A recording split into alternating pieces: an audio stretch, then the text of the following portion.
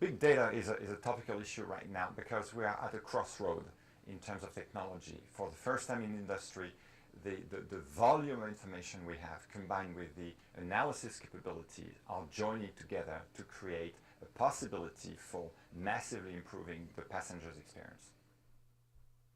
So as a thought leader in the industry, we thought it was important to demonstrate that we take responsibility by providing a framework for debate and discussions. And we asked an independent professor to just give us his opinion on what is the industry doing today and provide some trends in the future. So it's a very neutral document aimed at fostering discussions among players in the big data arena. So we chose to work with Tom Davenport because he is a well-known, well-respected professor at the MIT.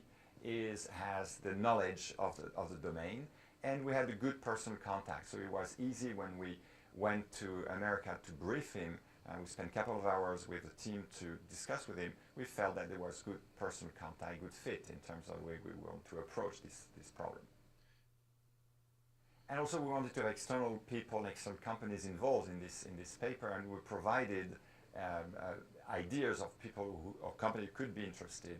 And so people range from, and a company range from Lufthansa, Air France, or large airlines to travel agency, to corporate players, Hipmunk, and so a wide variety of players have been interviewed by Tom and provide their input and their opinion on not only what we do today, but what the industry will do in the future. What is going to shape the future of travel as we know it today is this junction between, of course, the large amount of structured data. Structured mean name, flight numbers, time of departure, for instance, with a highly unstructured piece of information, opinions, maps, videos coming from social networks, coming from the internet itself, and combining them and being able to analyze them in a real time, which is a challenge given the volume, and make decision about it. And I think that is the major challenge that the industry is facing. But by solving this challenge, we can dramatically improve the passenger experience and improve and make the travel industry, the economy, more efficient, more productive, and probably boost that economy as a whole. It is I think it is one of the moments in history where you can change the way you operate. When is the last time you had fun traveling? Well, if we can make it more personal, so it relates to you, if we can include better the environment around you, not only the carrier, like the aircraft or the train or the car, but also the facilities in which they operate, the highway, the airport, and combine that with your social environment, friends, colleagues, I think we have that opportunity to massively improve the way, the perception, and the economy of the entire industry.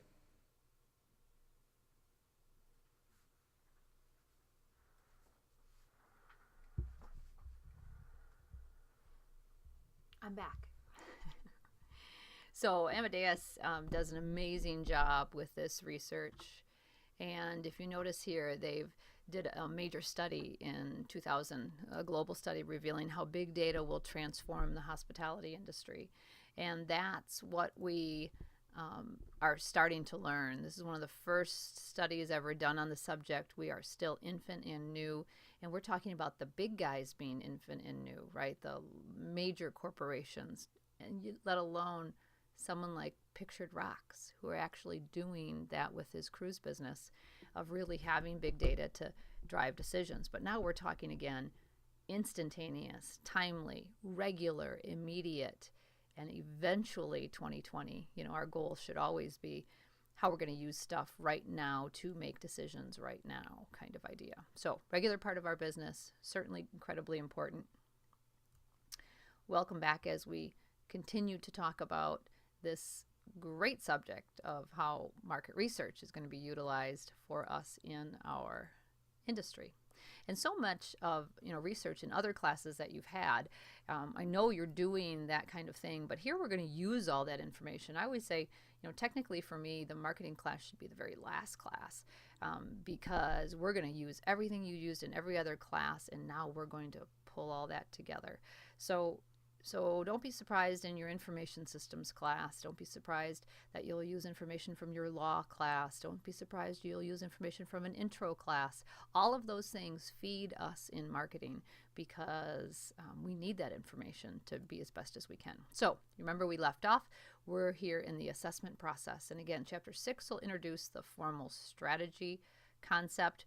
But right now, we're going to jumpstart that process by looking at 3 pieces of information in particular. We're going to gather big data or use big data, and here's how we're going to get started.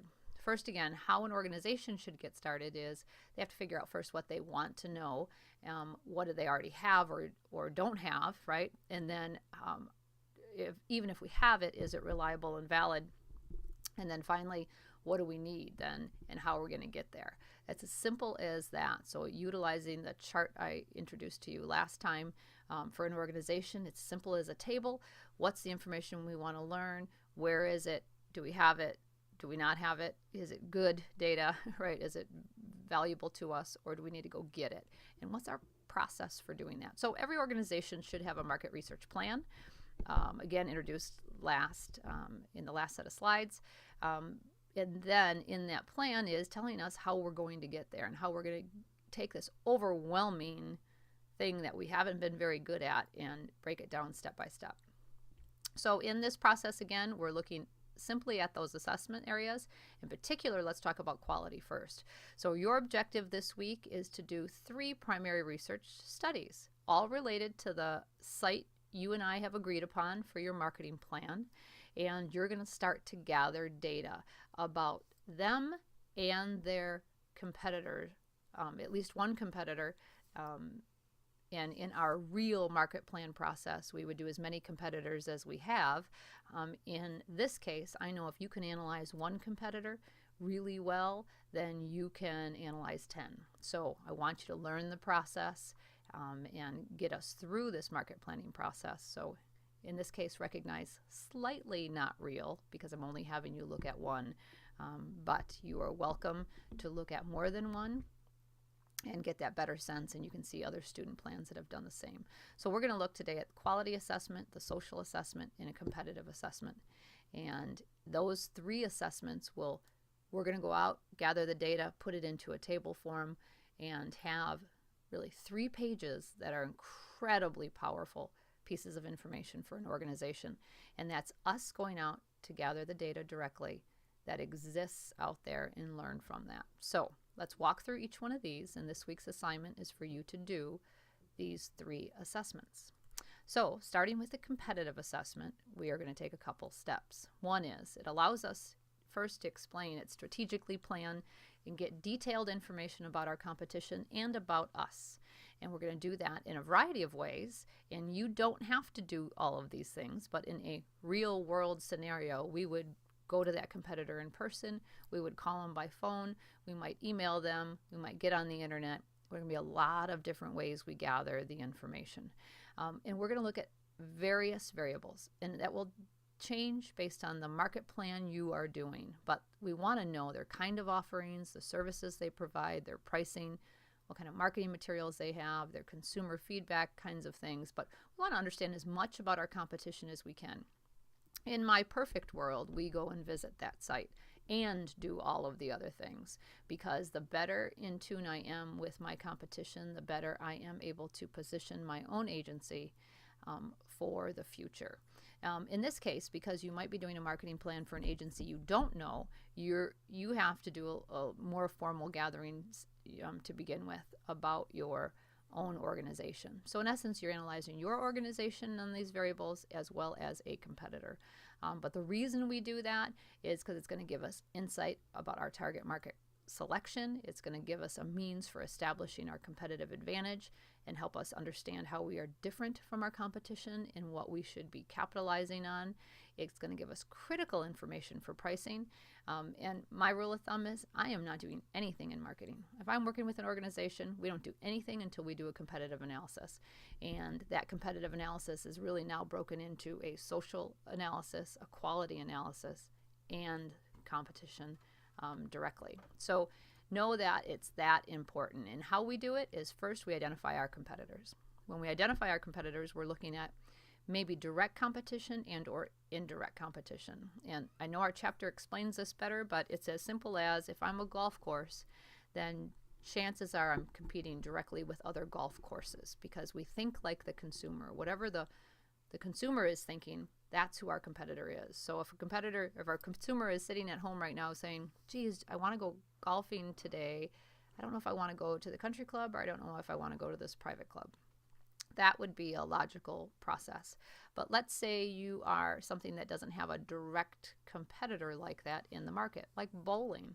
Bowling would be a perfect example because typically you're in a market, you don't have multiple bowling centers right around you kind of idea. So you might just be saying, geez, do we want to go bowling or do we want to go for a bike ride?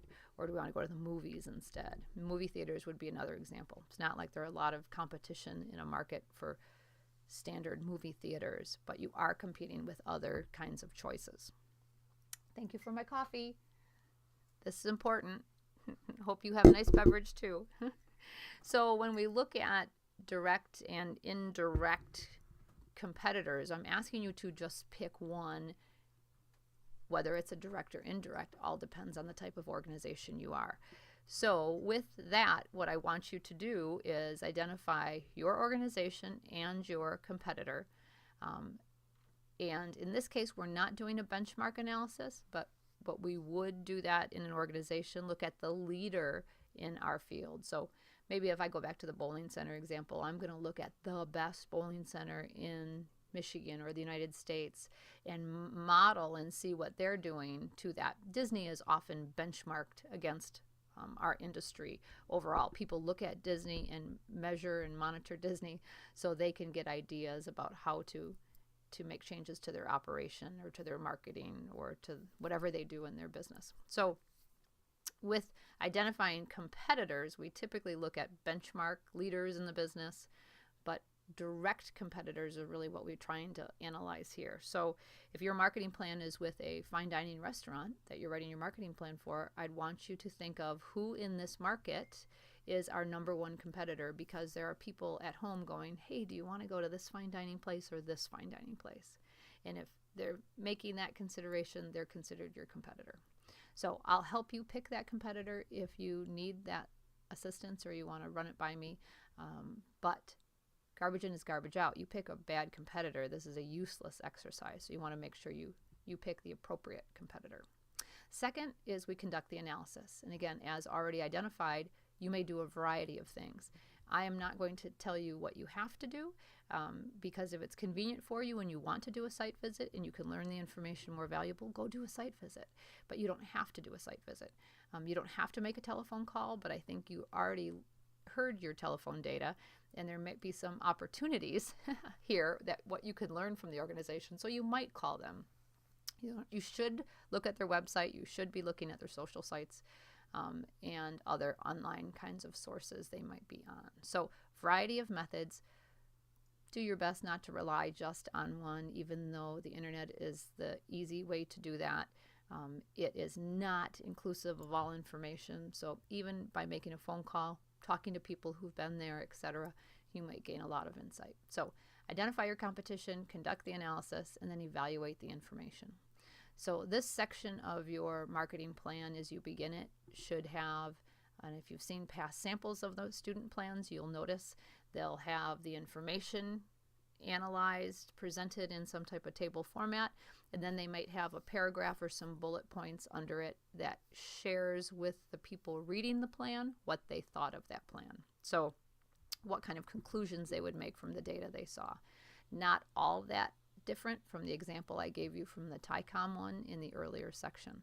But what you're saying here is, what does it all mean? What are you pulling from that information? as the like. So quick example then of how that worked. We were doing a project for South Haven Convention and Visitors Bureau. They wanted to look at what they were doing and how they were branded and sharing their information. And so the first thing I did for them is this table in front. I said, who are your competitors? Who do you believe you compete with as a South Haven CVB?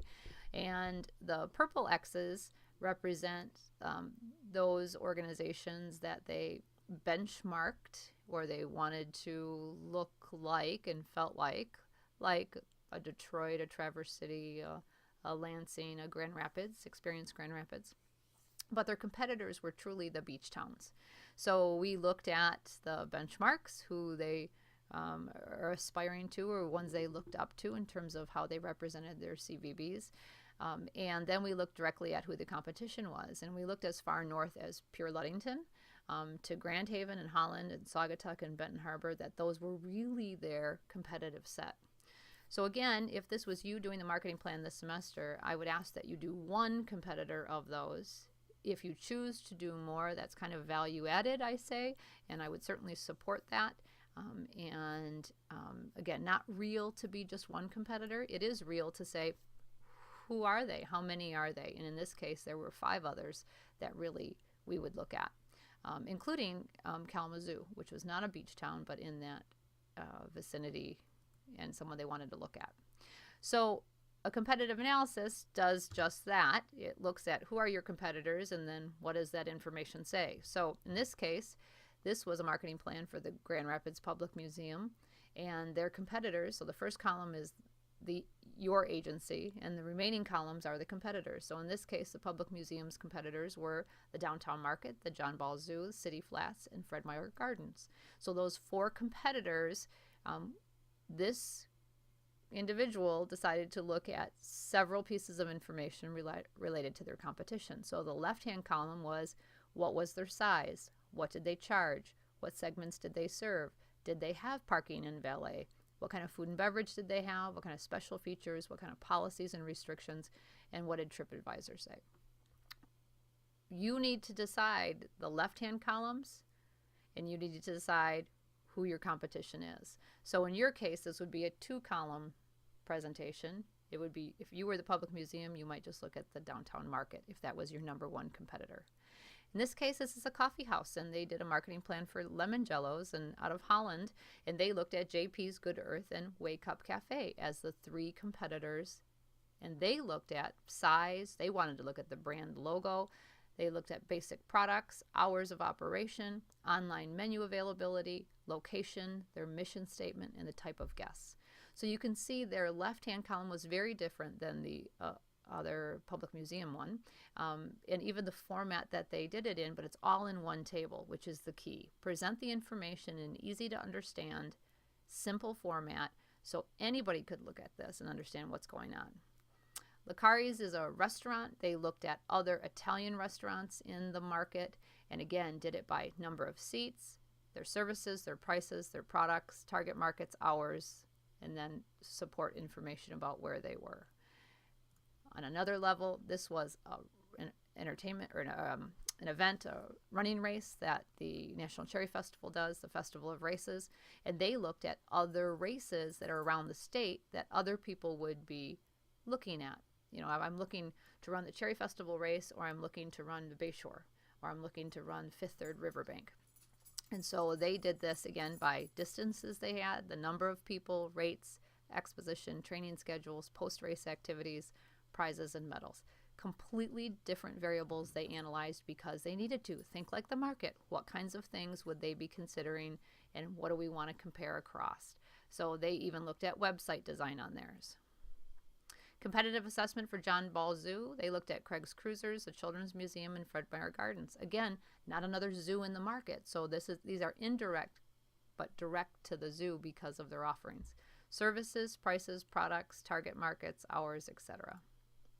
So what you're doing in this section is simply looking at your organization across some variables and a competitor. And then you would write a conclusion, paragraph, bullet pointed conclusions about what that table says. Oversaturated market, many focus on weddings, we're priced higher, include more services. No one is focused on the nonprofit market, etc. Next, we're going to look at a quality assessment. First, we do the competitive assessment, then we're going to do the quality assessment. And a quality assessment is conducted on the same competitive set. So if I looked at Fred Meyer Gardens as my competitor last time, I'm going to do that again here. But the quality assessment is looking at what kind of quality exists in this organization, and we're going to do it using both primary and secondary sources. So one, I may have had experience there, or my board or volunteers or other people I know. If they're unbiased in terms of that reflection, that would add into this quality analysis. I might do formal mystery shopping, just like you did with a telephone call. I might do that and shop them and see how they handle things. I might use existing survey data from internal market research that exists because we gather it on a regular basis, and now I'm going to use it to assess our quality. I'm going to look at our service recovery situations and documentation and what I can learn from that. I'm going to look at professional rating systems like AAA, Mobile, Travelocity, Expedia, Orbitz rate us in the travel and tourism industry.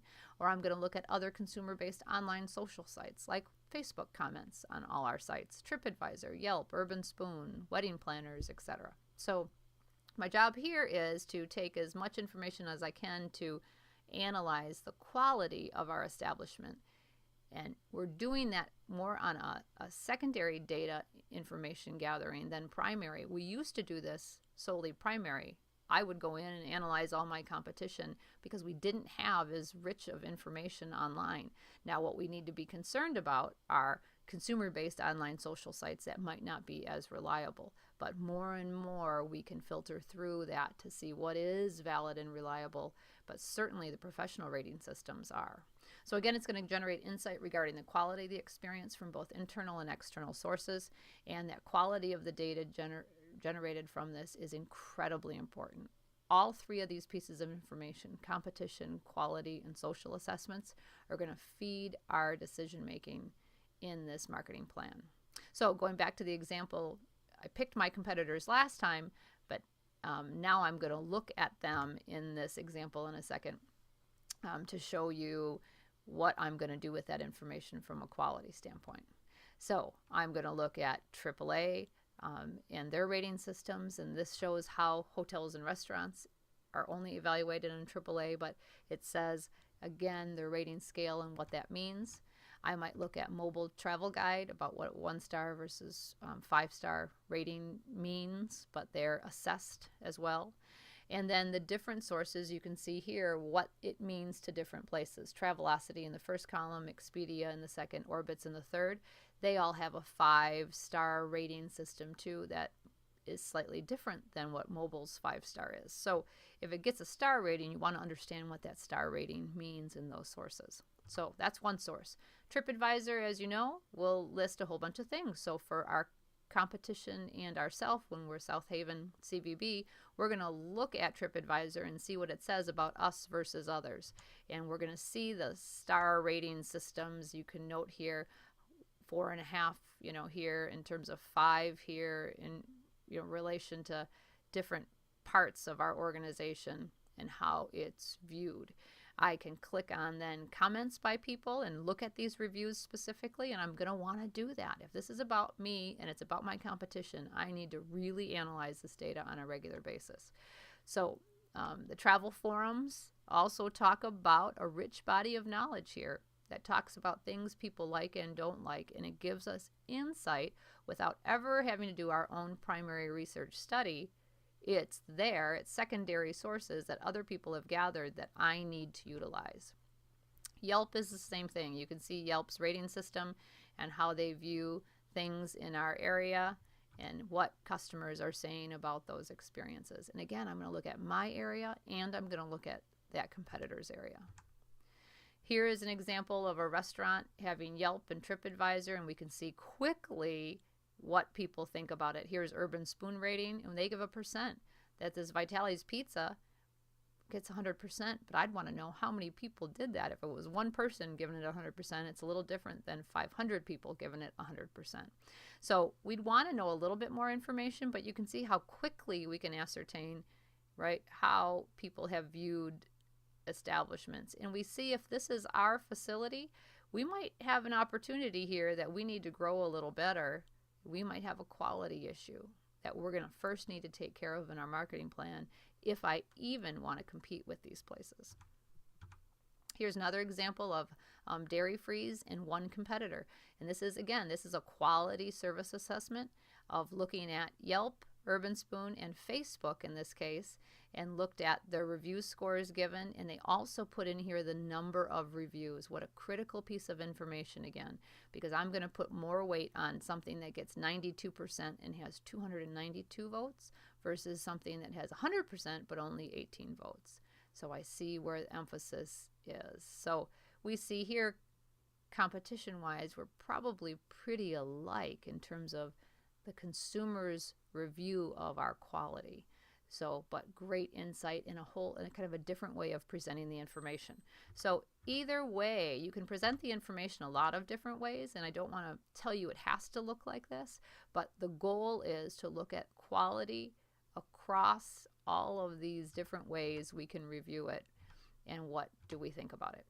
The last assessment you need to do then is a social media assessment. And really, if I showed you past marketing plans, we've taken the social assessment is relatively new in marketing plans. So just this last semester, students got really sophisticated with it. And so know that every plan isn't the same. But we want to look at the social media being used by us and by our competitors across the board. So it's a thorough analysis of our organizations and our competitors' social mediums, their use, their participation, and their engagement. What they're using, how they're using it, and how active and engaged people are with that. So we simply evaluate everything that we're using and everything our competitor is using. So for example, we would want to take these same competitors and look at all their social media kinds of issues.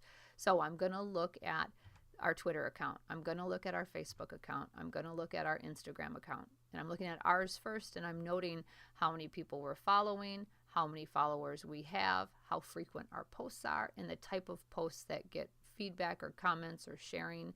And I want to know what's working in this. I'm going to look at our Facebook page and know that we have 966 likes, but we post once a month, right? And we get nobody to like it or engage or share.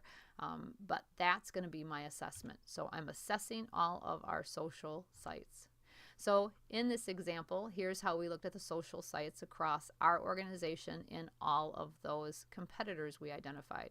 So we want to look at our branding, in this case our logo. We looked at how Pure Michigan actually has a free service for anybody in our industry. You can post information on the website for Pure Michigan.